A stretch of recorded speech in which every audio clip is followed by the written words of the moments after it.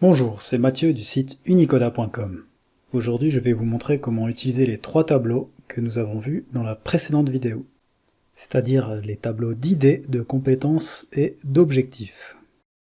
Nous allons commencer par reprendre le tableau des idées, dans lequel nous allons supprimer les éléments qui ne nous conviennent plus. Je vais quand même garder l'idée créer un jeu vidéo en 3D sur le principe des déplacements hexagonaux du jeu de société Pingouin, puisque c'est l'idée que nous allons développer ensemble. Bien entendu, je vous invite à faire votre propre liste d'idées que vous développerez vous-même de votre côté. Dans l'exemple que je vous montre maintenant, c'est simple, je n'ai qu'une idée sélectionnée puisque je sais celle que je veux faire. Par contre, je vais devoir lister les activités à réaliser pour mettre en œuvre l'idée. Dans la liste d'activités, je vous invite à faire comme si vous faisiez un brainstorming, c'est-à-dire vraiment noter toutes les activités que vous pensez devoir réaliser pour atteindre votre objectif, donc l'objectif qui va se matérialiser plus tard.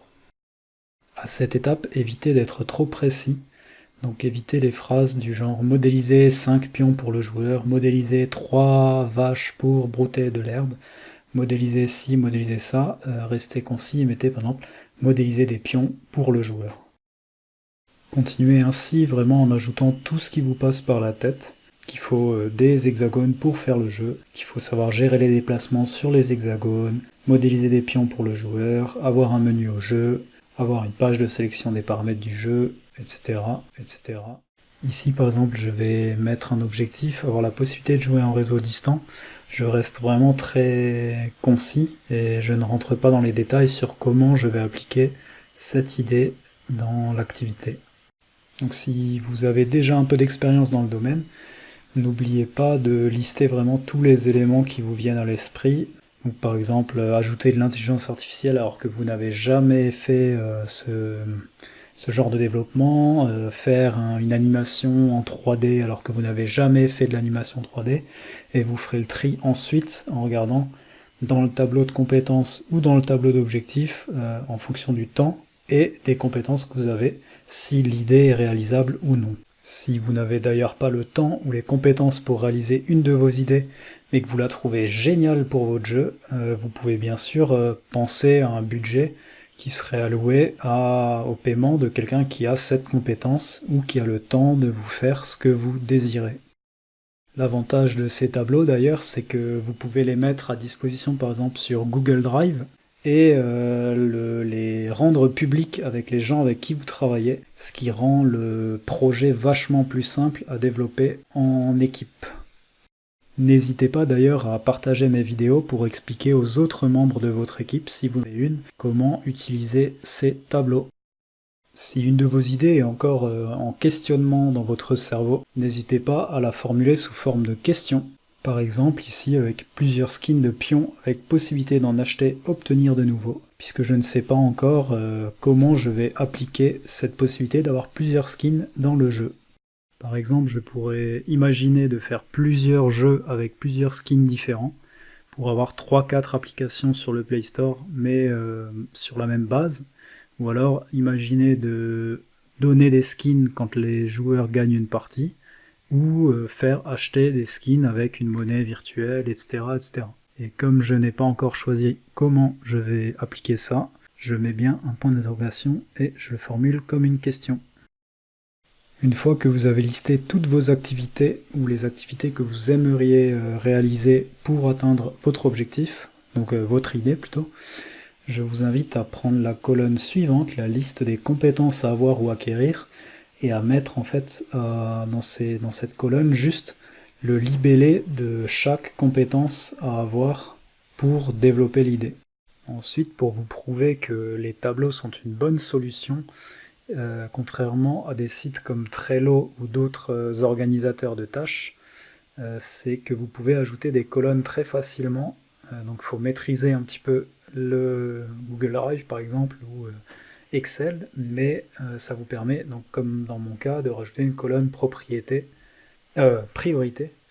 et d'y ajouter la priorité affectée à chaque tâche. Donc de 1 à 100, de 1 à 10, de 1 à 1000, comme vous voulez. Finalement, je me suis rendu compte que la colonne des compétences à avoir ou à acquérir n'était pas suffisante pour bien distinguer quelles compétences j'aurais besoin pour réaliser mes activités, Et donc j'ai décidé d'ajouter 4 colonnes différentes avec 4 activités différentes que vous pouvez bien entendu agrandir encore à 5, 6, 7, 8 compétences en fonction de vos besoins. J'ai aussi décidé de changer la graduation de mes priorités, donc en allant de 5 en 5 au départ, ce qui me permet d'avoir des objectifs plus difficiles à atteindre que j'aurai à 20 au lieu de 4, et permettre une granularité des objectifs. Plus vous savez que vous allez devoir rajouter de priorités, plus vous pourrez en fait augmenter la granularité au départ. Ensuite, une fois que vous avez vraiment fini de lister toutes vos activités avec leurs priorités, vous pouvez aller dans trier une plage, donner avec ligne d'en-tête et sélectionner priorité. Donc comme ça, vous trierez en fait toutes vos cellules en fonction de la priorité que vous avez affectée. De A à Z ou de Z à A, donc de 1 à 15 dans notre exemple, ou de 15 à 1 si vous en avez besoin dans l'autre sens. Ça vous permettra, dans notre cas, de savoir ce qui est vraiment utile pour atteindre le premier objectif, donc que je viens de mettre en vert, modéliser différents types d'hexagones, modéliser des pions pour le joueur et gérer les déplacements. J'ai ajouté une règle pour avoir des niveaux de couleur verte sur mes priorités. Donc 1, grande priorité, grande couleur verte, jusqu'à 15 en blanc, qui signifie quelque chose que je ferai si j'ai le temps à la fin de mon projet, mais qui n'est pas hyper important. Ensuite, j'ai décidé d'appliquer une couleur différente à chaque domaine de compétences à acquérir ou à avoir pour faire mon projet, ce qui me permettra de voir les compétences les plus utilisées ou les plus utiles dans le projet que j'essaye de faire. Donc, par exemple, si à la fin, dans votre projet à vous, vous voyez qu'il faut de la 3D et du développement informatique, alors que vous savez rédiger et faire de la musique, ça ne correspondra pas à un projet réalisable facilement et vous aurez beaucoup de compétences à acquérir. Une fois que le tableau des idées est rempli et complété, je vous invite à passer au tableau des compétences dans lequel vous pouvez remettre les mêmes couleurs qui ont été mises dans le tableau des idées pour distinguer vraiment chaque compétence. Comme d'habitude, c'est un tableau qui peut évoluer, n'hésitez pas à rajouter des choses si vous en avez besoin.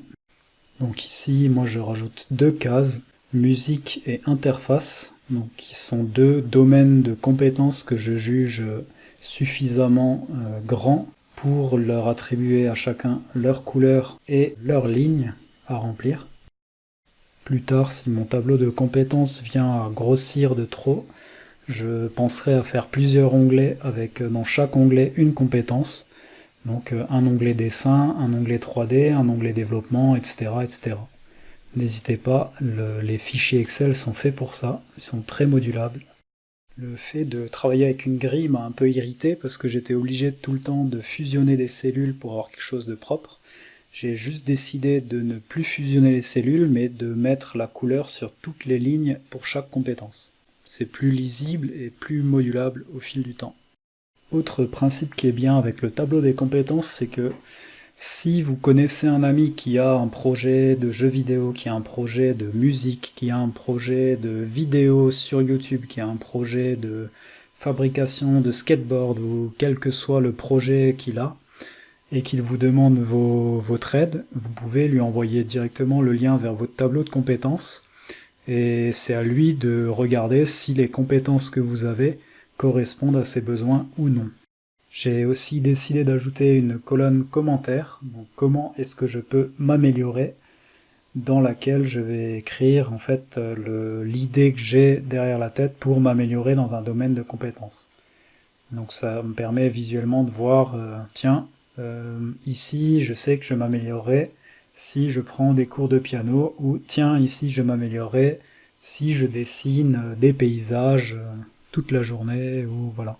C'est vraiment pour vous donner des pistes et les avoir en tête régulièrement. Nous allons maintenant passer au dernier tableau, le tableau des objectifs, dans lequel vous allez reporter tous les objectifs nécessaires à la première étape, donc la première priorité par exemple de vos idées, donc pour la mise en œuvre de votre idée. Ici, la plus grosse difficulté, ça va être les règles que j'ai mis en place, donc les gérer correctement, donc les dates de début ou date du jour, et les dates de fin d'objectif. J'ai ajouté des règles pour essayer d'avoir à chaque fois la date du jour, et que le calcul de nombre d'heures à passer par jour soit fait en fonction de cette date du jour. Pour voir facilement le temps que je vais devoir passer tous les jours si je veux atteindre mon objectif pour la date de fin d'objectif. Pour moi, ça a vraiment une importance capitale puisque je travaille de 8h à 18h dans une entreprise et que j'ai juste mes soirées pour réaliser tout le reste, donc mes vidéos, mes jeux, mes projets, etc., etc., faire à manger. C'est un peu compliqué, j'ai vraiment besoin de savoir est-ce que mon objectif rentre dans le temps que j'ai à disposition. J'espère que vous vous souvenez, mais dans le tableau des idées, j'avais listé donc des idées comme modéliser différents types d'hexagones, modéliser des pions, etc. Donc que j'ai repris dans ma liste des objectifs, comme vous pouvez le voir à gauche. Et pour chaque objectif que j'ai listé, je vais les lier à une liste d'activités à réaliser.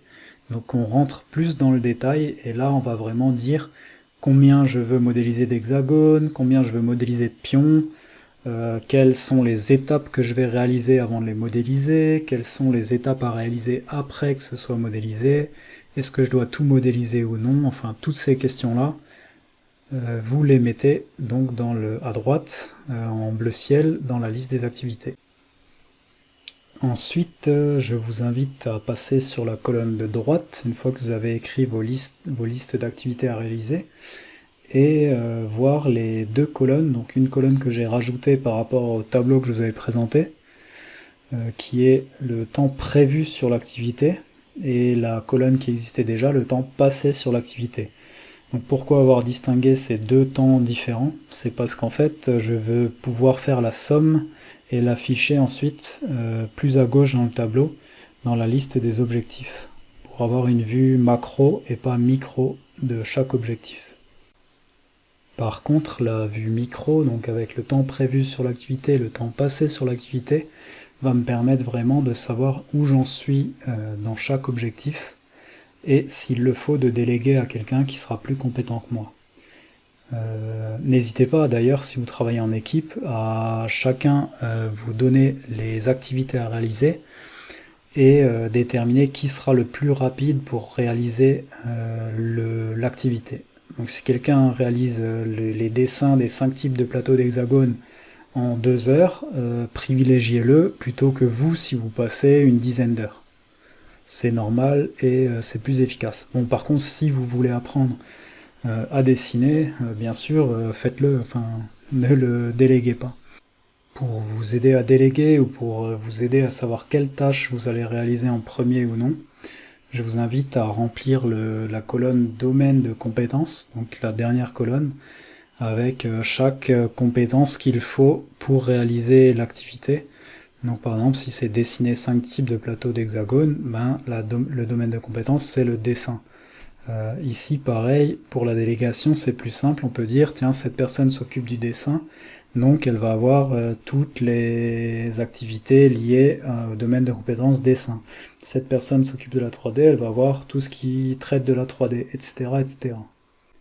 N'oubliez pas, une fois que vous avez saisi tous vos temps prévus et passés, les domaines de compétences, etc., à bien saisir dans la colonne temps prévu pour l'objectif en heures, donc tout à gauche, égale somme, ouvrez les parenthèses, et sélectionnez la liste des temps prévus pour l'objectif, et ensuite prendre cette cellule que vous avez rajoutée et la déplacer vers la droite.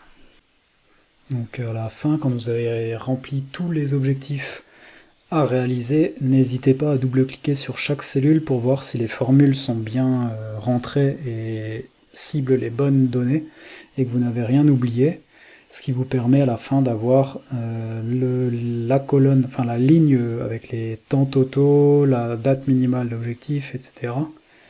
Ce qui est intéressant ici, c'est de savoir le nombre total d'heures à passer par jour sur les objectifs en cours, donc les objectifs qui sont actuellement actifs. Donc si on est le 13 octobre 2019, c'est aujourd'hui jusqu'à la date de fin d'objectif de tous les objectifs en cours.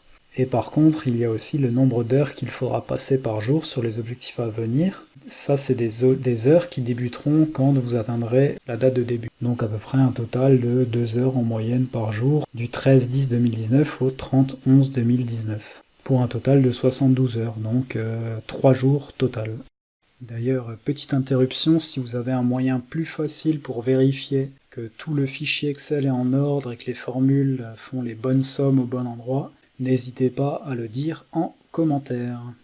Voilà, nous arrivons à la fin de cette vidéo, j'espère qu'elle vous a plu. N'hésitez pas à utiliser vous aussi les formats de fichiers que je vous mets à disposition, donc ces 3 tableaux. Compétences, objectifs et idées. J'espère qu'ils vous serviront au quotidien pour tous vos projets. J'espère que vous avez aussi compris l'utilité de savoir le temps à passer chaque jour pour valider ces objectifs. Donc c'est quelque chose qui est très utile pour savoir gérer son temps, s'organiser. Savoir, tiens, est-ce que je vais devoir me coucher à 22 h ou à 1 h du matin, ce qui n'est pas la même chose. Si vous avez des conseils, des idées d'amélioration, tout ce qui vous passe par la tête pour améliorer ces fichiers, n'hésitez pas à les mettre dans les commentaires de cette vidéo. Vous pouvez également télécharger du coup ces 3 nouveaux fichiers que j'ai écrits moi avec les fautes d'orthographe et tout ce qui va avec. C'est gratuit et c'est dans la description de la vidéo. Et on se retrouve dans la prochaine vidéo pour commencer le premier objectif et créer ce jeu que vous attendez tous avec impatience bien sûr. Merci pour votre écoute et à la prochaine.